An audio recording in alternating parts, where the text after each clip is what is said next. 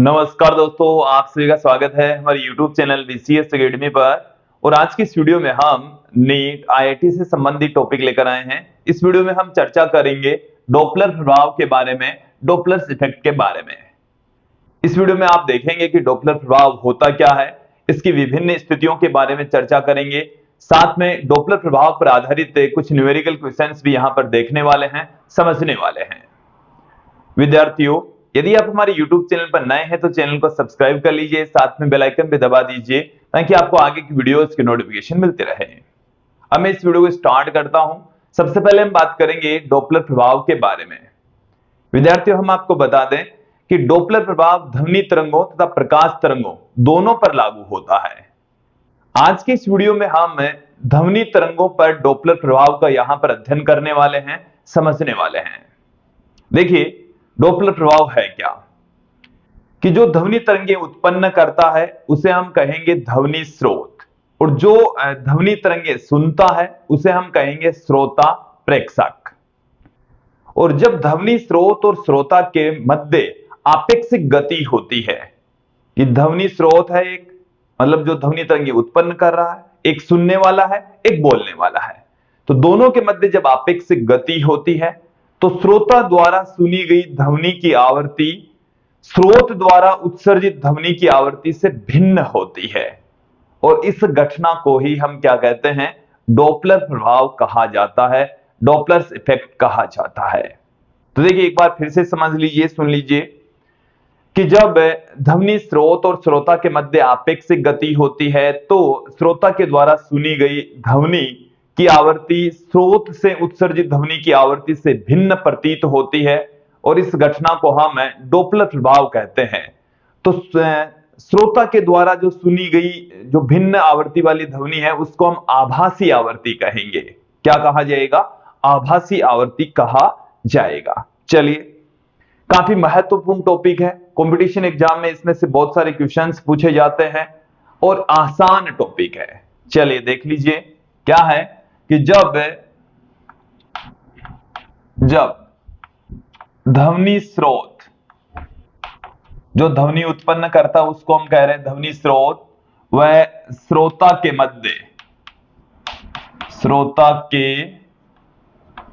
मध्य आपेक्षिक गति होती है, आपेक्षिक गति होती है, तो देखिए यहां पर इस आपेक्षिक गति का मतलब है ध्वनि स्रोत और श्रोता के बीच की जो डिस्टेंस है वो लगातार बदलती हो। तो श्रोता द्वारा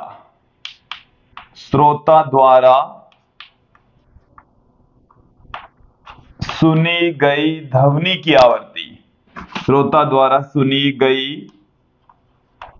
ध्वनि की आवृत्ति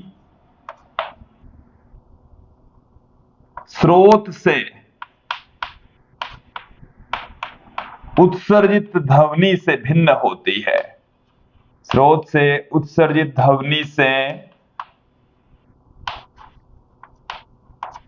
भिन्न प्रतीत होती है, भिन्न प्रतीत होती है। इस घटना को डॉपलर प्रभाव कहते हैं, इस घटना को डॉपलर प्रभाव कहते हैं।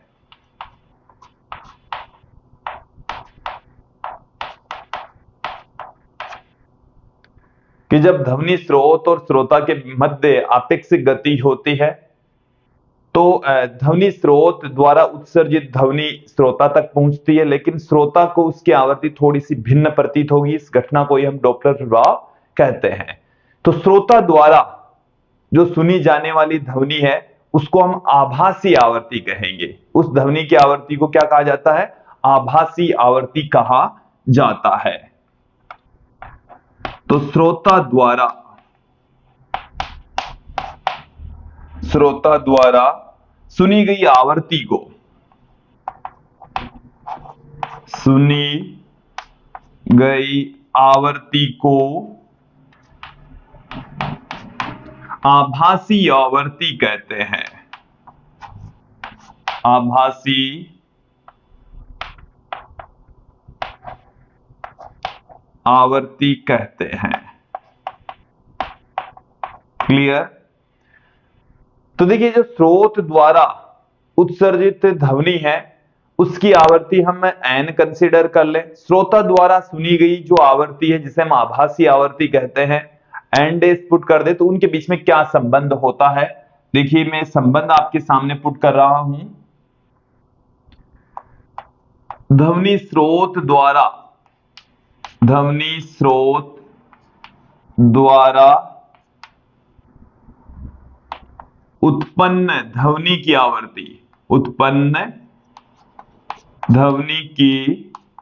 आवृत्ति हम लेकर चल रहे हैं n व श्रोता द्वारा सुनी गई आभासी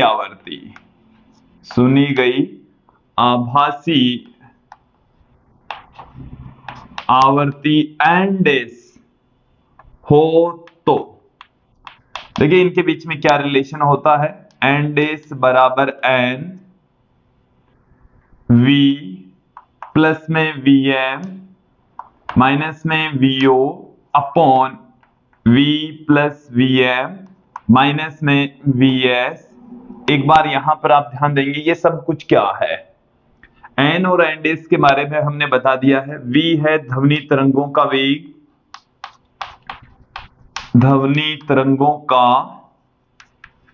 वेग, vm है जिस माध्यम में ध्वनि तरंगें संचरित हो रही है उस माध्यम का वेग, vo यह है ऑब्जेक्ट मतलब प्रेक्षक का वेग या श्रोता का वेग,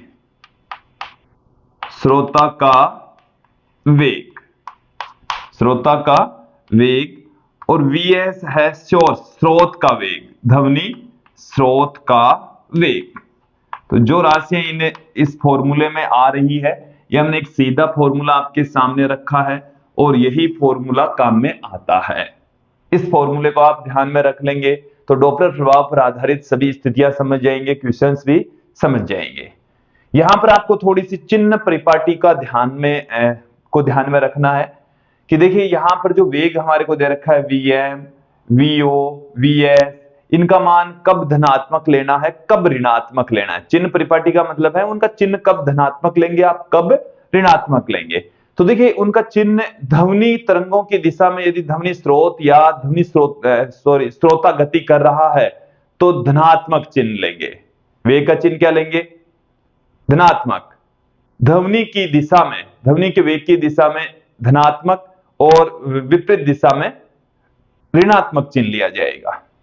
तो देखिए यहां मैं चिन्ह परिपाटी आपके सामने रख रहा हूं। यह चिन्ह परिपाटी भी काफी महत्वपूर्ण है।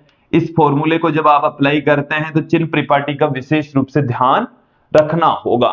चलिए क्या है? ध्वनि की दिशा में वेग, ध्वनि की दिशा में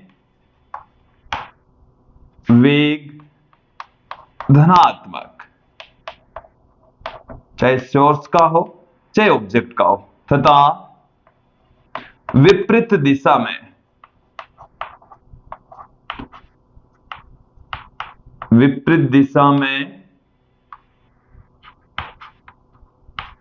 ध्वनि का वेग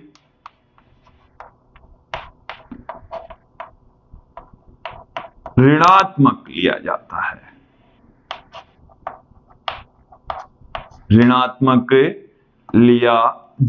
है, क्लियर? अब हम यहां पर विभिन्न स्थितियों की चर्चा करेंगे कि जब ध्वनि स्रोत स्थिर हो श्रोता गति कर रहा हो, जब श्रोता स्थिर हो ध्वनि स्रोत गति कर रहा हो, जब स्रोत और श्रोता दोनों गति कर रहा हो, और जब श्रोता स्रोत को क्रॉस कर रहा हो या स्रोत श्रोता को क्रॉस कर रहा हो। तो सारी स्थितियां यहां पर हम देखेंगे, एक एक करके उनमें जो फॉर्मूले हैं वो समझेंगे। आपको मेन ये वाला फॉर्मूला ध्यान में रखना है, बाकी के जो फॉर्मूले हैं वो इसी से ही हमें प्राप्त होने वाले हैं। तो पहली में यहां पर पहली और आवश्यक कंडीशन जो बहुत बार यूज में आएगी कि स्रोत गतिमान हो और स्रोता स्थिर हो। स्रोत को हम क्या लेकर चलेंगे? गतिमान, कि भाई स्रोत है वो गति कर रहा है और स्रोता स्थिर है। चलिए, पहली कंडीशन क्या है? जब स्रोत गतिमान हो, स्रोत गतिमान हो जबकि स्रोता स्थिर हो, स्रोता स्थिर हो। स्रोता को हम क्या लेकर चल रहे हैं? स्थिर। देखिए विद्यार्थियों, जब माध्यम का वेग 0 हो, माध्यम स्थिर हो, तब एन डैश बराबर यही फॉर्मूला है, वो ये हो जाएगा v minus VO upon v minus VS. और यही फॉर्मूला आपको मेन रूप से, क्योंकि माध्यम को गति बहुत कम करवाते हैं, मोस्टली v और vs के दरमियान ही, इनके बीच में ही गति होती है। चलिए देखेंगे तो यहां से देखिए इस कंडीशन में हमारे को क्या मिल चुका है, इसमें भी हमें मिल चुका है यहां से कि स्रोता स्थिर है, ऑब्जेक्ट स्थिर है। इसका मतलब वीओ बराबर तो कितना हो गया? 0। वीओ बराबर क्या हो गया? 0 हो गया। अब यहां पर इसमें भी हम पहली कंडीशन ले रहे हैं कि जब स्रोत स्रोता की ओर गतिशील हो, स्रोत प्रेक्षक की ओर गतिमान हो, गतिमान हो। देखो इसको समझें आप कि ये हमारे पास में स्रोत है, ये हमारे पास में क्या है? एक स्रोत है, यहां से ध्वनि तरंगे बाहर निकल रही है, और ये हमारे पास में श्रोता है, और जो श्रोता है वो स्थिर है। तो वीओ बराबर कितना हो गया? 0। वीओ बराबर कितना हो गया?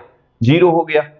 और ये स्रोत है और ये श्रोता की ओर ही गति कर रहा है, प्रेक्षक की ओर गतिमान है। तो वीएस इधर और वी भी इधर। देखो ध्वनि तरंगे चाहे स्रोत की डायरेक्शन किधर ही हो, वो किधर भी गति करे, ध्वनि तरंगे सदैव स्रोत से प्रेक्षक की ओर होगी, क्योंकि ध्वनि सुनने वाला ये है, बाकी की ध्वनि किधर जा रही है उससे हमारे को लेना देना नहीं है। अपन को ध्वनि की दिशा किधर लेकर चलनी है? स्रोत से प्रेक्षक की ओर लेकर चलनी है, स्रोत से श्रोता की ओर लेकर चलनी है। देन v इधर है, vs भी इधर है, क्योंकि स्रोत है वो प्रेक्षक की ओर गतिमान है। तब क्या हो जाएगा? vs का जो चिन्ह है वो धनात्मक हम लेंगे। तो देखो यहां से जो आवृत्ति है वो कितनी हो जाएगी? एन डैश बराबर n v minus VO, VO का मान 0, तो v रह गया ऊपर बट्टे में v माइनस vs, vs का चिन्ह प्लस में, तो प्लस में है तो माइनस प्लस माइनस में ही पड़ा रहेगा। तो आवृत्ति का ये वाला फॉर्मूला आएगा, समझ आ जाना चाहिए। एन डैश बराबर n इंटू वी अपॉन में v माइनस वीएस। क्लियर? अब इसमें हम दूसरी कंडीशन लेते हैं। दूसरी कंडीशन क्या होगी? स्रोत प्रेक्षक से दूर की ओर गतिमान हो। अब की बार जो स्रोत है वो प्रेक्षक से दूर जाएगा, दूर जाएगा तो देखिए क्या हो जाएगा। एक चीज इसमें और समझ लेते हैं कि आभासी जो तरंगदैर्घ्य है वो क्या हो जाएगी? आभासी तरंगदैर्घ्य, इसको हम लैम्बडा डैश से कह रहे हैं। किससे लिख रहे हैं? Lambda dash. देखो लैम्बडा बराबर होता है v अपॉन में n, v अपॉन में n डैश। तो v अपॉन में n डैश, तो यहां से क्या आ जाएगा हमारे पास में? v अपॉन में, चलिए मैं आपके सामने रख देता हूं, लैम्बडा डैश बराबर v अपॉन में n डैश। तो n डैश की जो वैल्यू है वो है v n बट्टे में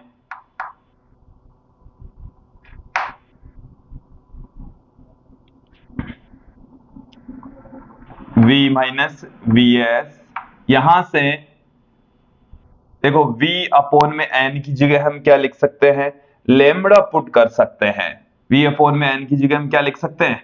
लैम्बडा पुट कर सकते हैं। तो ये आ गया lambda v minus V S upon में v, ये आभासी तरंग दैर्ध्य का सूत्र प्राप्त हो चुका है। क्लियर? ये सारी चीजें समझ में आ जानी चाहिए। फिर हम थोड़ा सा आगे बढ़ते हैं, बात करते हैं इसकी अगली कंडीशन की। अब की बार जो स्रोत है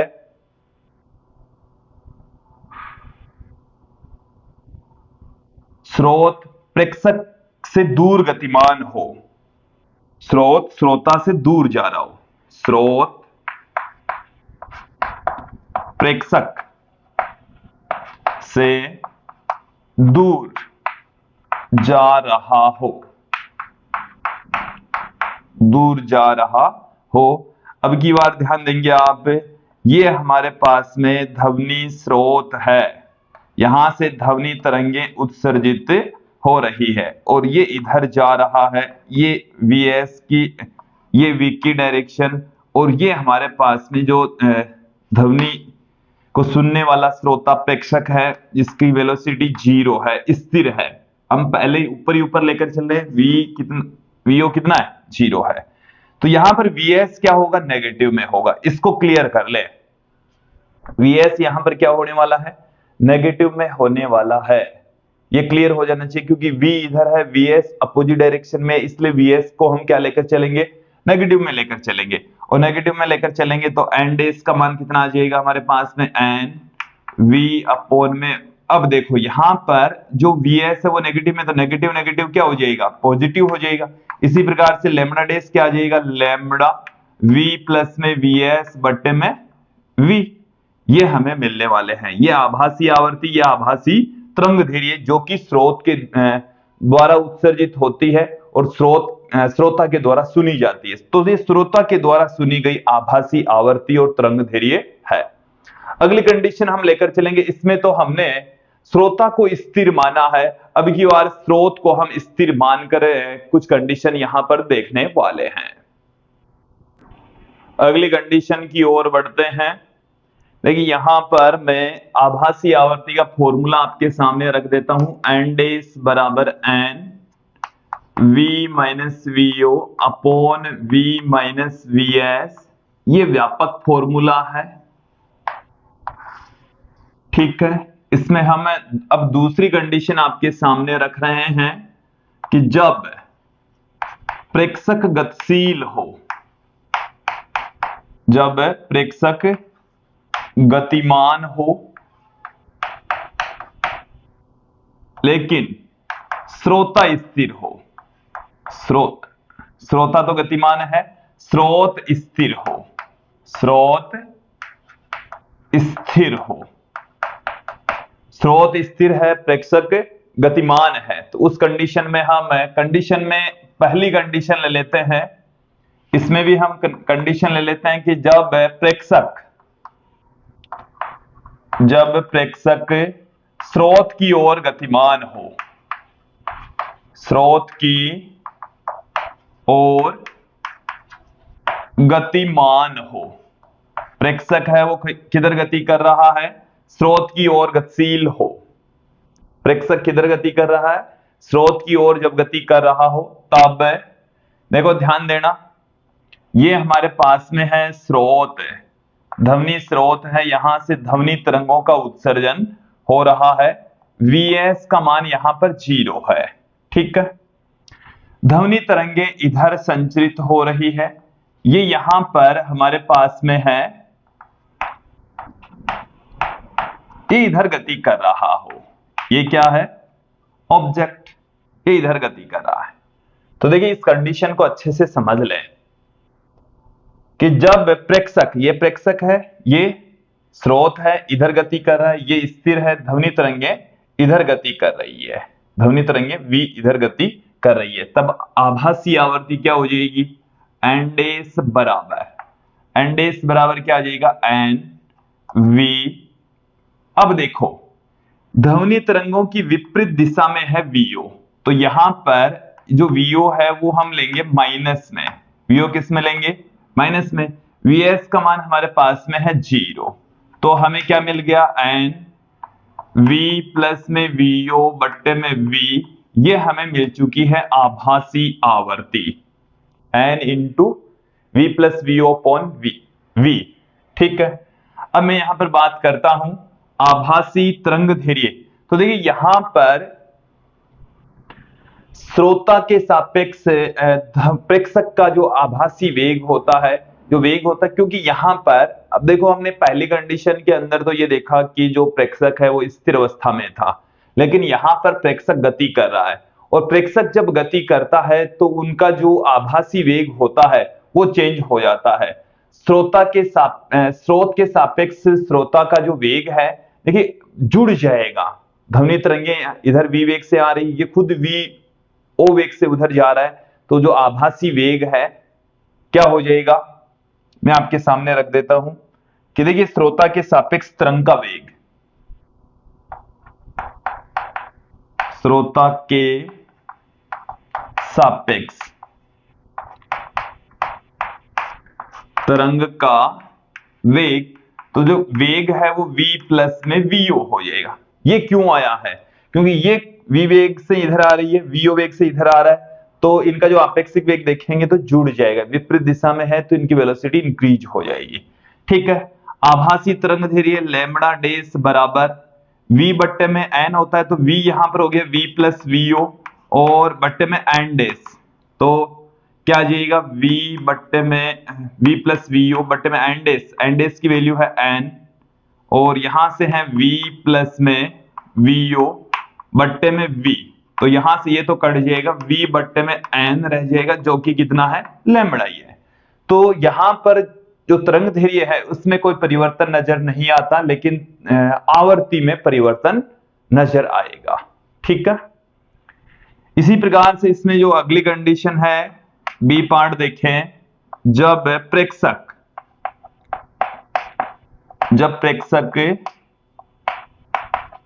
स्रोत से दूर गतिमान हो, तब देखिए उस कंडीशन में क्या मिलने वाला है हमें। यहां पर Vs तो है 0, इधर ध्वनि तरंगे हैं v वेग से, और अब की बार जो श्रोता है वो इधर गति कर रहा है, इस डायरेक्शन में ये गति कर रहा है। ठीक है, तो आभासी आवृत्ति क्या हो जाएगी, ये तो ऊपर वाली कंडीशन ही है। ठीक है, अब इस कंडीशन में आभासी आवृत्ति क्या हो जाएगी, यहां से देखें एंड यहां से देखें v माइनस vo, तो देखो यहां पर vo तो प्लस में ही रहना है, तो v माइनस vo अपॉन में v आ जाएगा। क्लियर? ठीक है, और यहां पर श्रोता के सापेक्ष तरंग का वेग क्या हो जाएगा, श्रोता के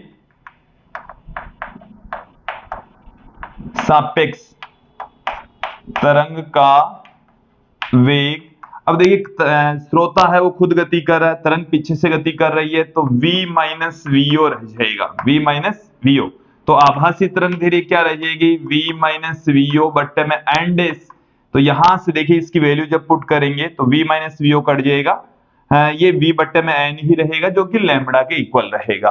तो इस स्थिति में जो तरंग दैर्ध्य है उसमें कोई परिवर्तन नहीं आता, लेकिन आवर्ती बदल जाती है, आवर्ती में परिवर्तन आ जाता है। अगली कंडीशन की ओर बढ़ते हैं। अब की बार हम प्रेक्षक और श्रोता दोनों को ही गतिमान रखने वाले हैं। अब यहां पर हम तीसरी कंडीशन लेकर चलते हैं। तीसरी जो स्थिति है कि जब श्रोता, सुनने वाला एवं श्रोता और स्रोत दोनों गतिमान हो,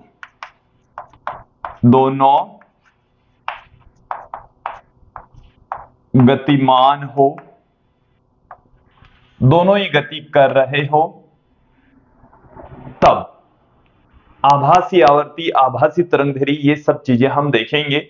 इसमें हमारी जो पहली कंडीशन है कि जब स्रोत एवं श्रोता दोनों एक दूसरे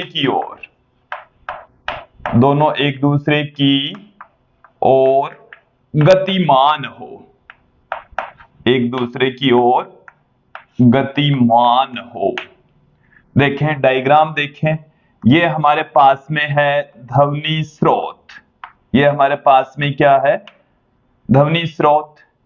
ये इधर गति कर रहा है vs वेग से, ध्वनि तरंगे इधर गति कर रही है v वेग से, और जो दौड़ने वाला है वो इधर दौड़ रहा है vo वेग से। ठीक है, क्लियर कर लें, इसको समझ लें डायग्राम। जब स्रोत और श्रोता दोनों एक दूसरे की ओर गति कर रहे हो तब ये होगा। ठीक है, तो एन डेज का मान कितना आ जाएगा, देखिए एन डेज का मान आ जाएगा एन, यहां पर v, अब देखना आपको vo, क्योंकि v तो इधर है, v की विपरीत दिशा में vo, इसलिए माइनस होगा, तो माइनस माइनस क्या हो जाएगा, प्लस हो जाएगा। फिर बट्टे में v, फिर ये जो vs है ये तो ध्वनि की दिशा में ही है, ध्वनि तरंगे इधर चल रही है, ये भी इधर ही चल रहा है, इसलिए ये प्लस में रहेगा, और प्लस को माइनस से गुणा करेंगे तो माइनस ही पड़ा रहेगा। ठीक है, अब इसके पश्चात हम देखते हैं आभासी तरंग धैर्य। आभासी तरंग धैर्य का मतलब हो गया कि श्रोता के सापेक्ष ध्वनि तरंगों का वेग आपको निकालना पड़ेगा।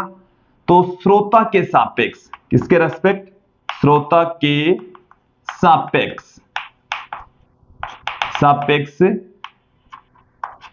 ध्वनि का वेग, श्रोता के सापेक्ष, ये श्रोता है और इसके सापेक्ष ध्वनि का वेग, दोनों एक दूसरे के विपरीत दिशा में है, तो जो वेग है वो जुड़ जाएगा, वेग है वो क्या हो जाएगा, जुड़ जाएगा। देखो जब प्रेक्षक स्थिर अवस्था में है तब तो वेग में कोई परिवर्तन नहीं आएगा, श्रोता के सापेक्ष ध्वनि का वेग है वो v ही रहेगा। लेकिन जब प्रेक्षक गति कर रहा है या श्रोता गति कर रहा है तो श्रोता के सापेक्ष जो ध्वनि का वेग है वो चेंज हो जाएगा।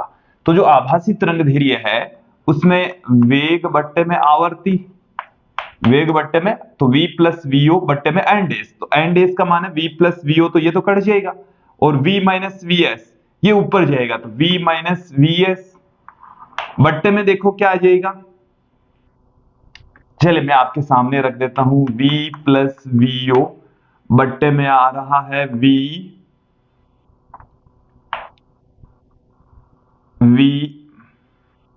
प्लस vo, और इसके बट्टे में जाएगा, ये ऊपर चला गया v माइनस vs, और इनटू में हमारे पास में क्या है n, n बट्टे में है।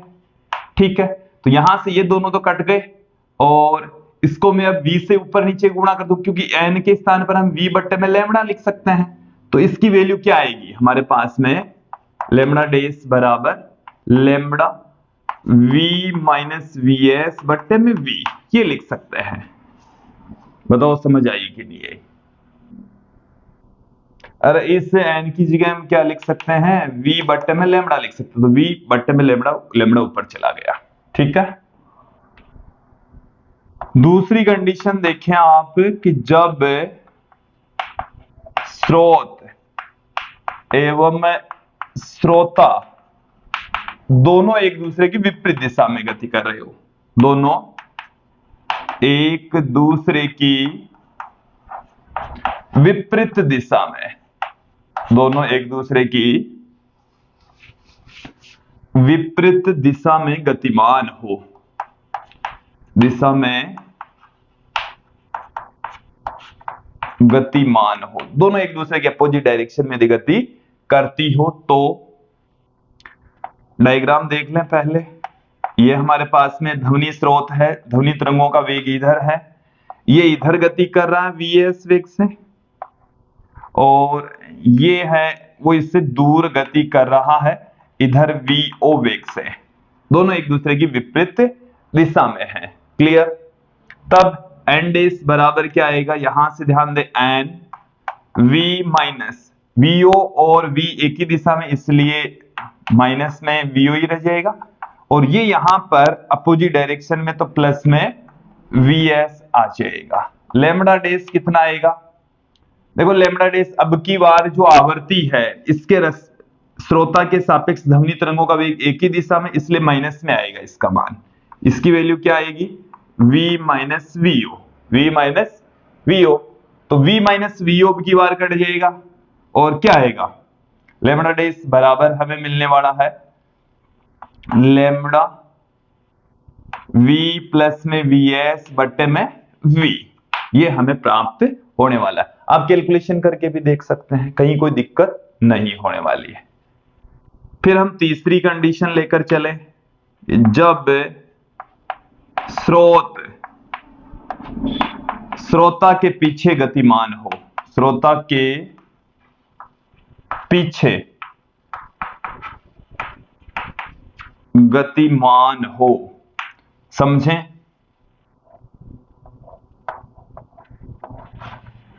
ये हमारे पास में ध्वनि स्रोत है, ये इधर गति कर रहा है और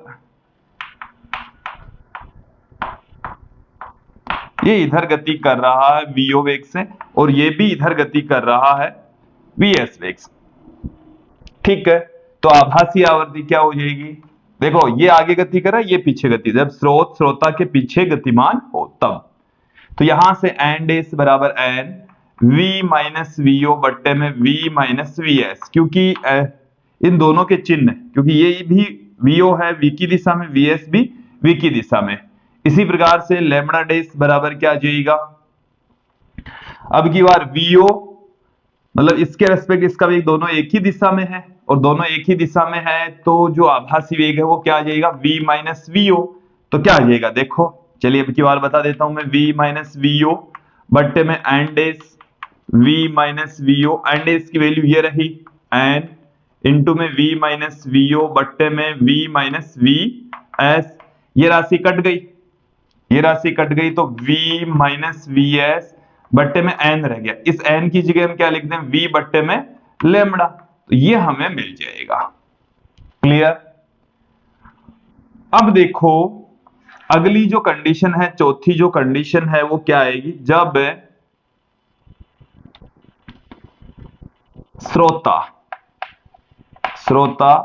स्रोत के, अब की बार कौन गति कर रहा है, दोनों ही गति कर रहे हैं और ये इधर गति कर रहा है वीएस वेग से और ये इधर गति कर रहा है वीओ वेग से। तो देखो ये दोनों एक दूसरे की विपरीत दिशा में, इसलिए यहां पर प्लस का साइन, ये दोनों भी एक दूसरे की विपरीत दिशा में, इसलिए यहां पर प्लस का साइन, और इसके रेस्पेक्ट ध्वनि का जो वेग है वो प्लस में हो जाएगा, यहां पर प्लस आ जाएगा, ये प्लस प्लस प्लस ये कट जाएगा, यहां पर ये आ जाएगा। तो ये थी चौथी कंडीशन। देखिए विद्यार्थियों, केवल आपको ये फॉर्मूला ध्यान रखना है और चिन्ह परिपाटी का ध्यान रखना है, बाकी की जो सूत्र फॉर्मूले हैं उनको रटने की जरूरत नहीं है, तुरंत आप 5-7 सेकंड में आप इस फॉर्मूले को निर्मित कर सकते हैं, इजी वे में निर्मित कर सकते हैं, कहीं कोई दिक्कत नहीं होगी। ठीक है, अब हम आगे बढ़ते हैं, बात करेंगे यहां पर क्रॉसिंग की। अभी तो ये पीछे ही गति कर रहे हैं, अब मान लीजिए कि ये यहां से गति करता हुआ इसको आर पार कर जाए, या ये गति कर रहा है ये इसको क्रॉस कर जाए, तो क्रॉसिंग वाली स्थिति यहां पर हम समझेंगे कि श्रोता स्रोत को क्रॉस करता है या प्रेक्षक स्रोत को क्रॉस करता है, तब दोनों स्थितियां हम देखेंगे। आवृत्ति में तो कितना परिवर्तन आ जाएगा, उनकी आवृत्तियों का अनुपात कितना होगा, ये सब हम यहां पर समझ लेते हैं। अब यहां पर देखिए हम चर्चा करेंगे क्रॉसिंग, और क्रॉसिंग में भी हम दो स्थितियां पढ़ेंगे। उनमें से पहली स्थिति है कि जब गतिमान स्रोत स्थिर श्रोता को पार करता हो, यहां पर श्रोता स्थिर अवस्था में है, यह है सुनने वाला, ये सुनने वाला है और स्थिर अवस्था में है। कैसे है, स्थिर। स्थिर होने का मतलब हो गया कि इसकी जो वेलोसिटी है वो कितनी है, 0 है।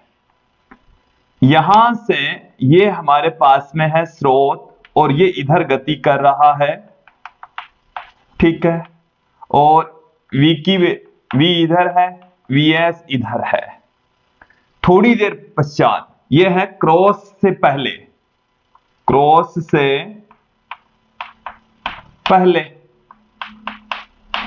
और देखो क्रॉस से पहले की जो आभासी आवृत्ति है पहले की, वो मैं एन डेस पहले लिख रहा हूं, एन बराबर एन और देखो यहां पर ये तो स्थिर अवस्था में है, v माइनस वीओ, जो कि vo तो कितना हो गया, 0 हो गया, बट्टे में v माइनस वी एस, तो vs उसी दिशा में, तो माइनस में vs ही पड़ा रहेगा, ये आ गई।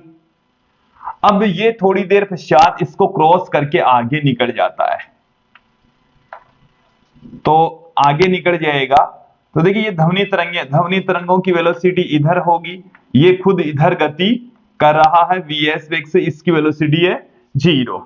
तो ये क्रॉस के बाद की बातें हैं, क्रॉस के बाद, और इस स्थिति में बाद की जो आवृत्ति है वो क्या है, एन वी, देखो यहां पर वीओ, v माइनस वीओ आता है, तो वीओ तो 0 हो गया, फिर माइनस में vs और v दोनों के बीच की जो डायरेक्शन आप देखेंगे तो अपोजिट है, तो माइनस माइनस क्या हो जाएगा, यहां पर प्लस हो जाएगा। यह आपको समझ में आ जानी चाहिए।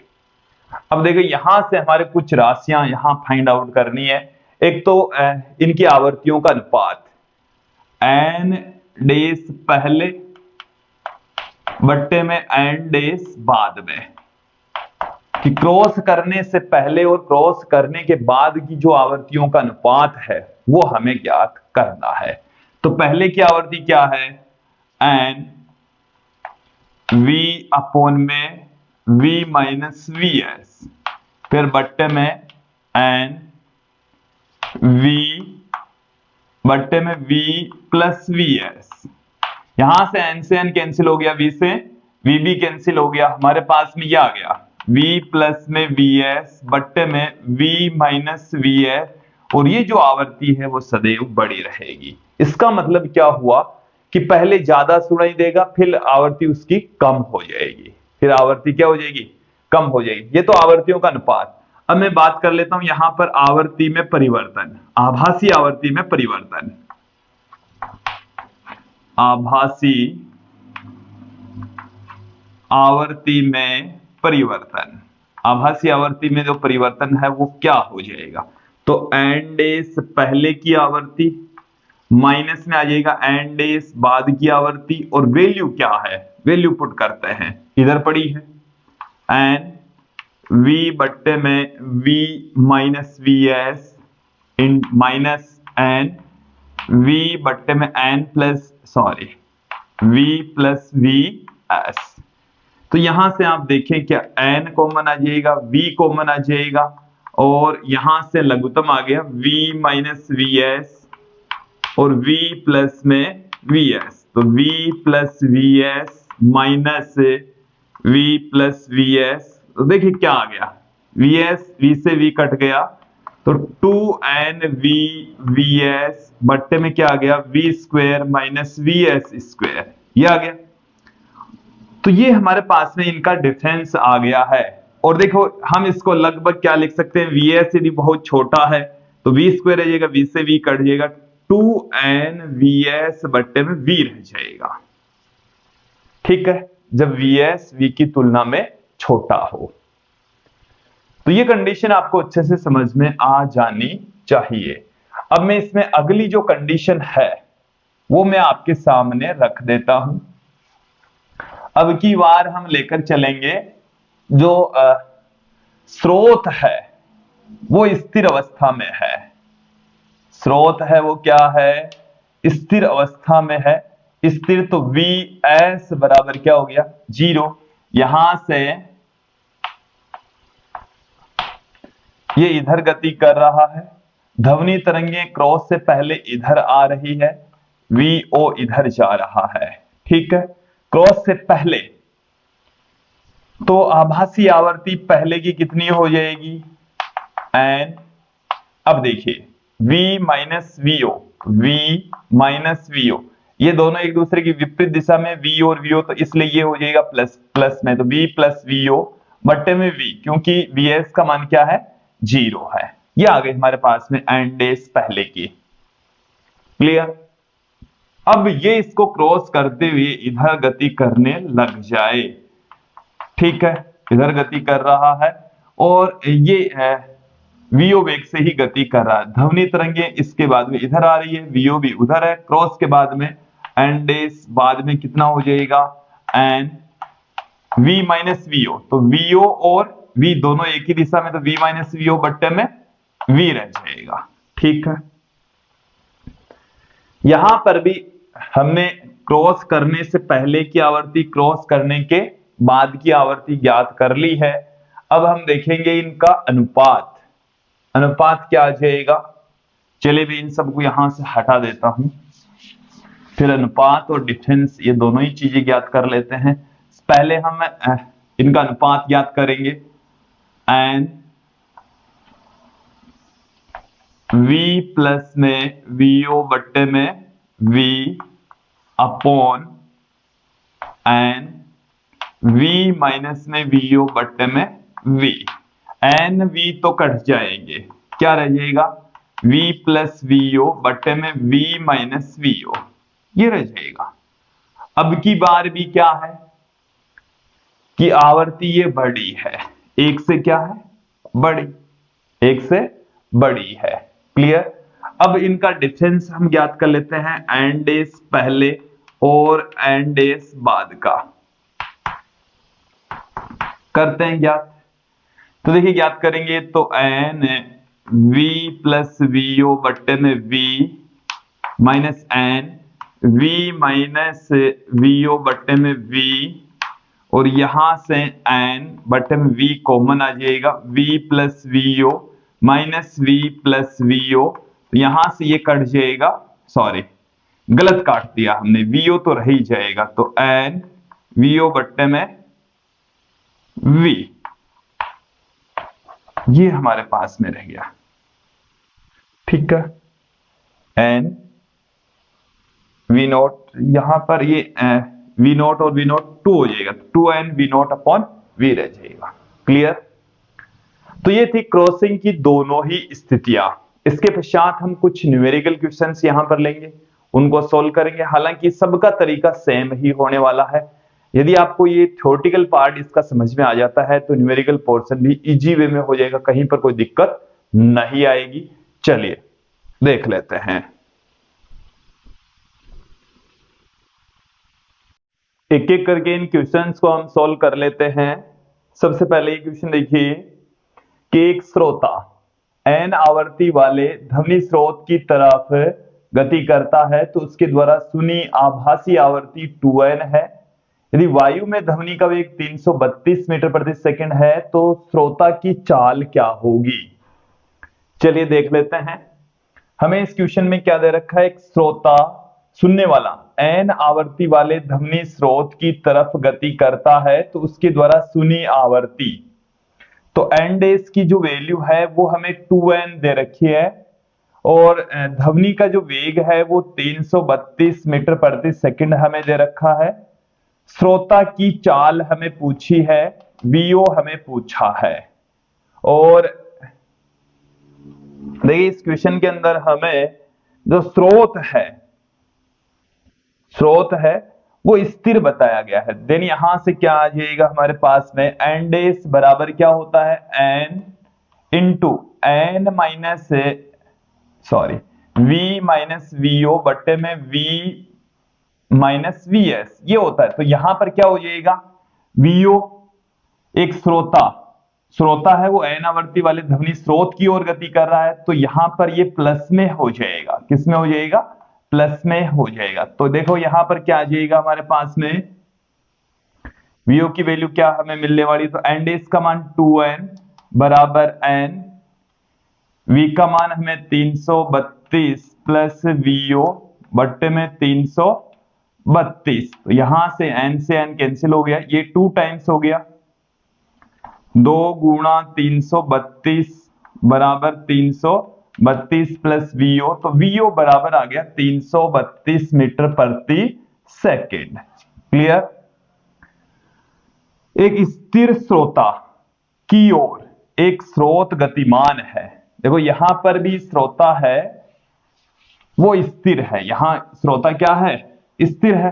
देखो क्या क्या दे रखा है वो मैं पुट कर देता हूं, श्रोता अब की बार स्थिर है, स्रोत गतिमान है, ये तो स्थिर है, तो इसमें आभासी आवर्ती 50% बढ़ जाती है, तो एन डेस बराबर एन की ये 50% बढ़ गई है, इसका मतलब 1.5 एन हो गई है। यदि ध्वनि का वेग कितना है 330 मीटर प्रति सेकंड, तब स्रोत का वेग क्या होगा ये हमें पूछा है। ठीक है, तो सबसे पहले तो फॉर्मूला देख लेते हैं। तो एन डेस बराबर क्या होता है, एन वी माइनस वीओ बट्टे में वी माइनस वी एस। तो यहां पर क्या हो जाएगा ये फॉर्मूला एन वी, देखो वीओ का मान तो 0 है, बट्टे में एक स्थिर स्रोता की ओर एक स्रोत गतिमान है, तो जिस डायरेक्शन में ध्वनि गति कर रही है उसी डायरेक्शन में ही स्रोत गति कर रहा है, तो ये माइनस में ही रहेगा। तो एन डेस की वैल्यू है 1.5, एन बराबर एन, वी का मान 330 बटे में 330 माइनस वी एस, ये इधर गुणा हो जाएगा, एन से एन कैंसिल हो जाएगा, तो 1.5 330 माइनस वी एस बराबर 330। तो यहां से वी एस बराबर क्या निकल कर आएगा, वी एस बराबर आ जाएगा 0.5 गुणा 330, तो 165 मीटर प्रति सेकंड हमें प्राप्त हो जाएगा। ठीक है, अगले क्वेश्चन की ओर बढ़ते हैं कि स्थिर प्रेक्षक की ओर, ये यहां पर प्रेक्षक स्थिर है, प्रेक्षक क्या है स्थिर है, वीओ का मान 0 हो गया। एक ध्वनि का स्रोत एस वेग 50 मीटर प्रति सेकंड से जा रहा है, तो प्रेक्षक स्रोत की आवृत्ति 1000 हर्ट्ज मापता है। प्रेक्षक के पास से निकलकर जब स्रोत उससे दूर जा रहा है तब उसकी आभासी आवृत्ति कितनी होगी, हमें ध्वनि का वेग 350 मीटर प्रति सेकंड दे रखा है। ध्वनि का वेग कितना दे रखा है 350 मीटर प्रति सेकंड, हमें वीएस का वेग दे रखा है 50 मीटर प्रति सेकंड। इसके अलावा हमें देखिए मैं आपको बता दूं कि एन पास आने पर और एन दूर जाने पर, ये हमने क्रॉसिंग के समय देखा था, v प्लस में वीएस बट्टे में v माइनस वीएस, क्योंकि एक से बड़ा था, ये हमें ज्ञात करना है। तो ये हमें एन पास आने पर कितना है 1000 हर्ट्ज, एन दूर जाने पर ये हमें ज्ञात करना है, बराबर v का मान कितना 350, vs का मान कितना 50, तो 350 माइनस 50 ये कितना हो गया 1000, एन दूर जाने पर तो यह तो आ गया 400 बट्टे में 300, इधर गुणा हो जाएगा तो ये तो आ गया 3000, ये इधर बट्टे में आ जाएगा 4, और एन दूर जाने पर कैलकुलेशन करेंगे कितना आएगा 750 हर्ट्ज आ जाएगा, 750 हर्ट्ज। क्लियर। नेक्स्ट क्वेश्चन देखें कि माना कि किसी दिए गए ताप पर हवा में ध्वनि की चाल 400 मीटर प्रति सेकंड है। यदि एक इंजन है जो कि 100 मीटर प्रति सेकंड के वेग से एक श्रोता की ओर जा रहा है, 1200 हर्ट्ज आवृत्ति की सीटी बजाता है, तो श्रोता द्वारा सुनी गई आभासी आवृत्ति क्या होगी।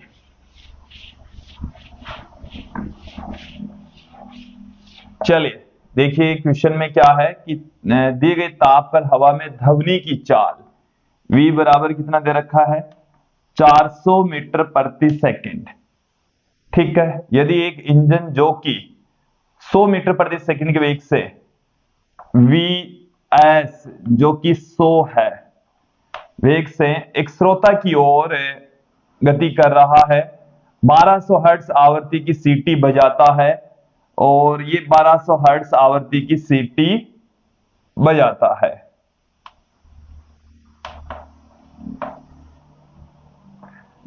सौ मीटर प्रति सेकंड के वेग से एक श्रोता की ओर गतिमान है, 1200 हर्ट्ज आवृत्ति की एक सीटी बजाता है।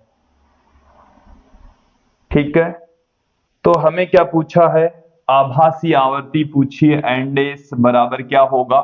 तो यहां पर आप ध्यान देंगे एन डेस बराबर N V minus VO, VO तो 0 हो जाएगा, बट्टे में v माइनस वी एस। तो यहां पर आप ध्यान दें, जो फॉर्मूला है वो क्या निकल कर आएगा, v बट्टे में v minus V S. Then यहां से क्या आ जाएगा, 1200 गुणा में 400 बट्टे में 400 माइनस 100। तो ये कितना आ गया हमारे पास में, 1200 गुणा में 400 बट्टे में 300। तो यहां से 2 जीरो से 2 जीरो कैंसिल हो गए, ये 4 बार में चला गया। 1600 हर्ट्ज आवृत्ति उसको सुनाई देने वाली है।